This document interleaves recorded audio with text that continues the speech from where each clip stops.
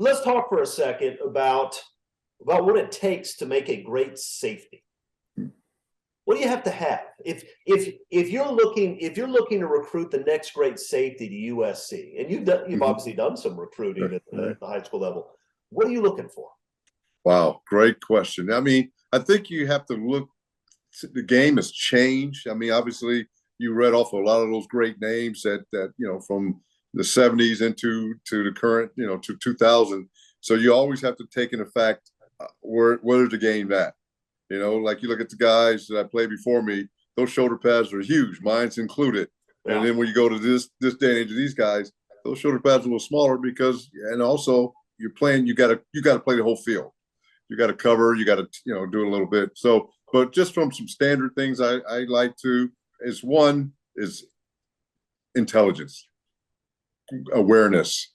Things like, and I'm not saying you got to be a perfect ACT guy, 36 or something like that, but just have some football awareness of what's going on, understanding, vision. Got to have, got to see the whole field, got to project out. Athletic, got to be courageous because you're going to have to make some tackles. Got to have a short memory. That's kind of on the corner.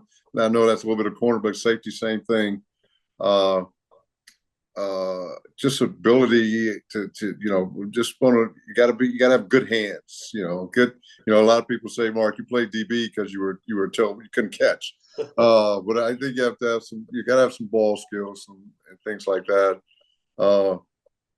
Quickness, like I said, instincts, things, just awareness, range, be able to, I was fortunate enough to coach Ed Reed for 4 years and one of the greatest players.